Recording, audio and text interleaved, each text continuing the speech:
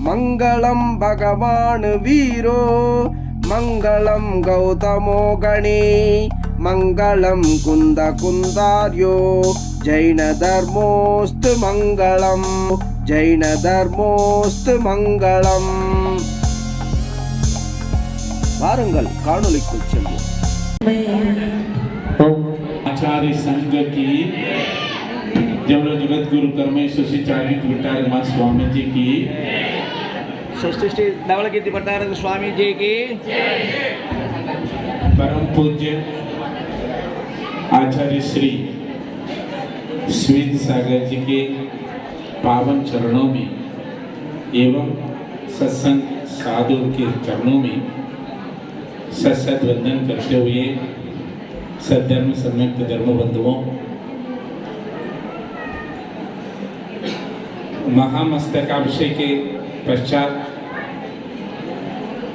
बहुत सारे साधु संघ विहार करते हुए बहुत जगह पर चले गए। तमिलनाडु में भी बहुत सारे साधु संघ आए और दर्शन करके चले गए। परम पूज्य आचार्य श्री स्वीत सागर जी महाराज जी का पावन विहार तमिलनाडु में हुई।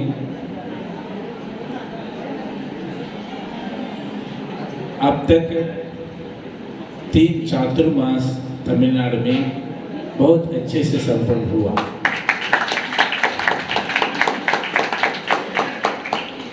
पहले चातुर्मास पांडिचेरी में, दूसरा चेन्नई पुरल में हुआ और अभी तीसरा चातुर्मास कुंडल स्ट्रीट यहाँ पर आप लोग ने लाभ उठाया।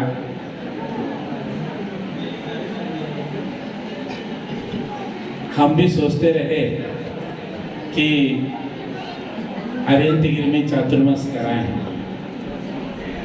पिछले चातुर्मास वहीं होना था या इस चातुर्मास होना था, किंतु ये सब भाग्य आप लोग में लिखा हुआ था, इसलिए नहीं हुआ हमारा भाग्य में। लेट होते गए। ये सब मिला करके हम अभी ज्यादा दिन वहीं रखेंगे। 3 चातुर्मास के बराबर 1 मास।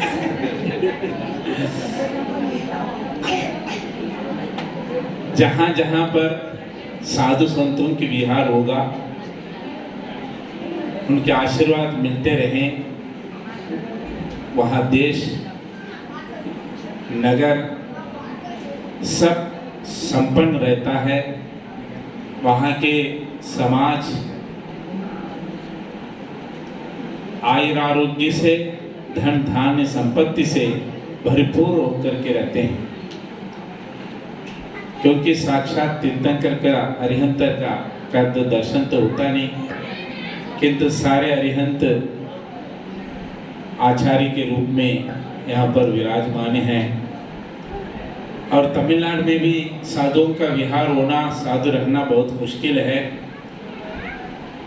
बहुत विरल होते हैं।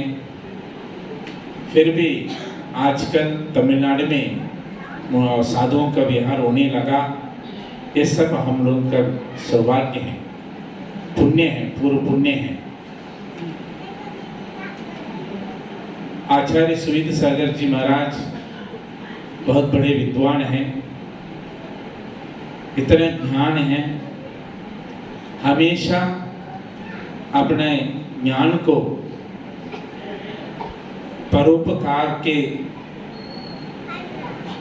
माध्यम से बहुत सारे ग्रंथ लिखते रहते हैं। हमेशा लिखना पढ़ना ही आचार्य श्री का एक साधना हो गई।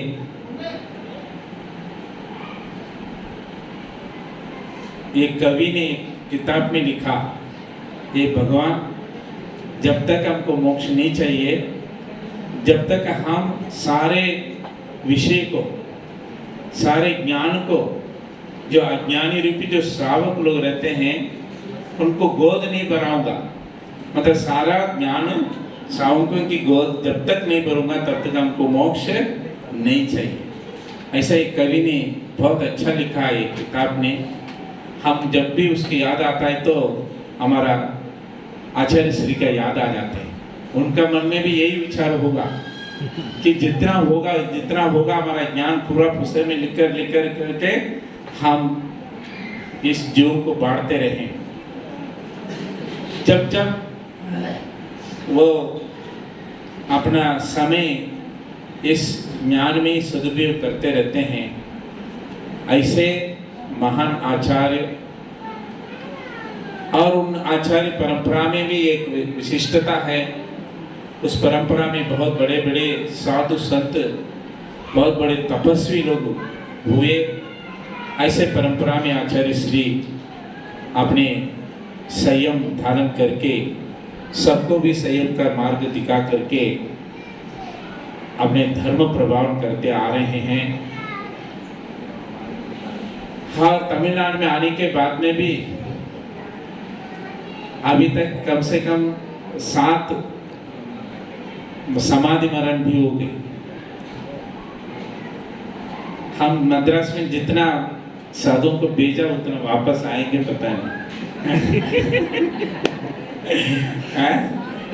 अब हम जितने लोगों का दिया उतना लोगों को आप लोग वापस भेजना चाहिए। क्या नहीं तो हमारा भाग्य में गड़ा होना था।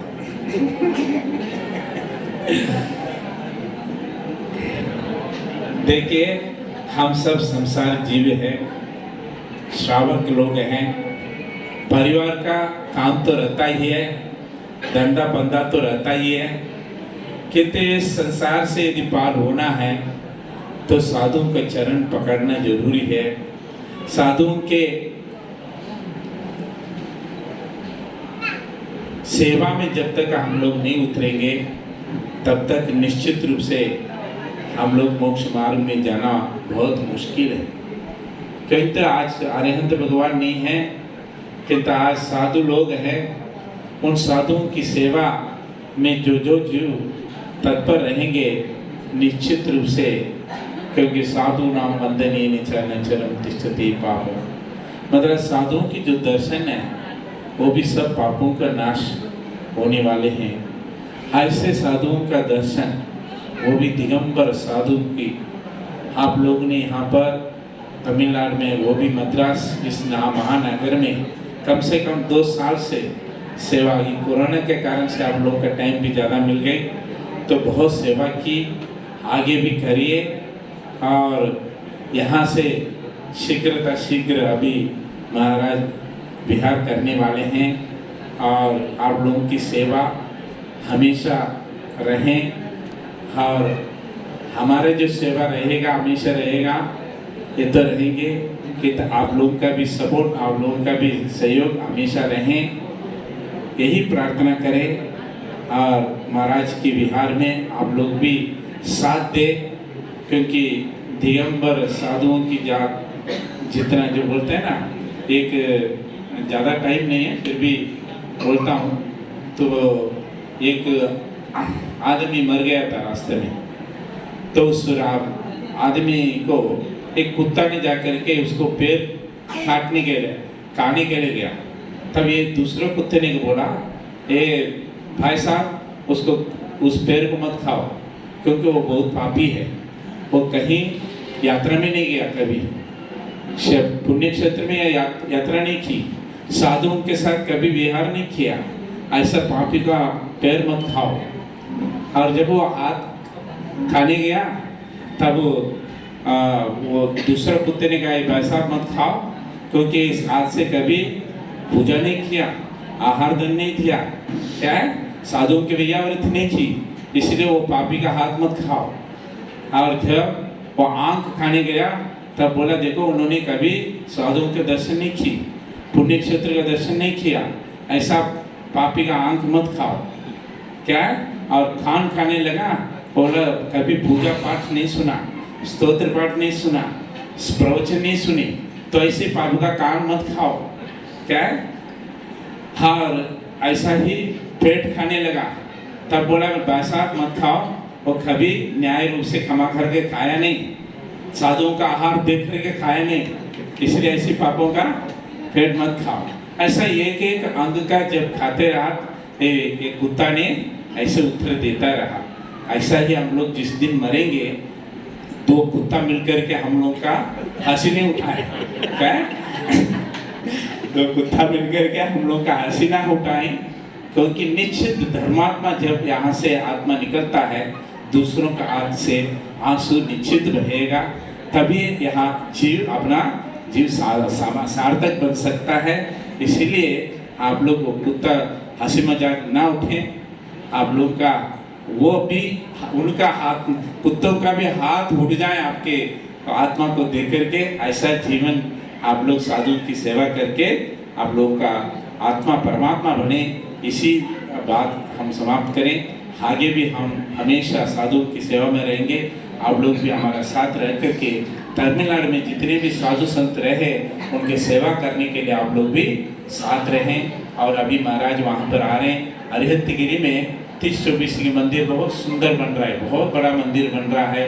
समोसमन भी बहुत अच्छे बन रहे हैं। हमारा यज्ञ दिन सरिता जी ने बहुत मेहनत करके, बहुत सहयोग करके कर रहे हैं। और उसमें अनेक मूर्तियाँ, उसमें कम से कम 720 और एक विदेश क्षेत्र का 20 और मध्य लोक का 458 अकृत्रिम मंदिर भी वहाँ पर आ रहे हैं। कम से कम एक 1200 प्रतिमा को उसमें विराजमान करने वाले हैं।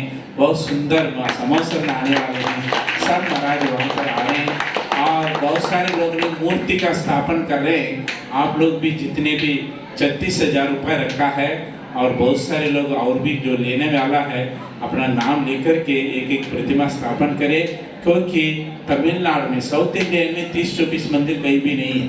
तो पहले बार तमिलनाडु में हमारे आचार्य सुशील साहब जी महाराज के पावन आशीर्वाद, मार्गदर्शन और उनके पूरा डिजाइन से बनाया जाएगा। इसलिए आप लोग भी वहाँ करके उस मंदिर में भी सेवा करके पुण्य को प्राप्त करें। और जब जब हम कुछ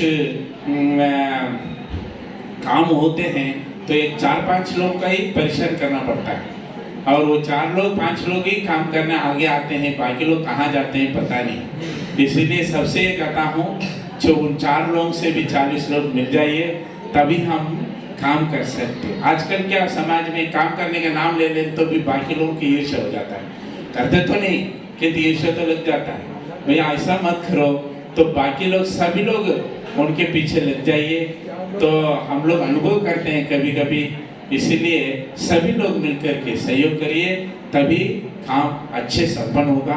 हम लोग भी पुण्य की प्राप्ति कर सकते हैं। जब लोग अहिंसा परमो धर्म के आचार्य श्री सागर महाराज की आमंत्रित करूंगा श्रीमान शांतिलाल। यहाँ पर पुरन वाले भी बच्चे लोग बहुत आए, तो वास्तव में उन लोगों के कितने भी हम लोग सम्मान करें या तरीका करें, 1 साल तक महाराज को अच्छे तरह से और पुरन में लेकर के बहुत सेवा किया और तमिल समाज लोगों ने बहुत अच्छा सेवा किया। हम गौर से करने के लिए करेंगे, उनका ऐसा ही करने का सेवा मौका मिलता है। पूज्य गुरुवर के श्री चरणों के समक्ष कुछ भक्त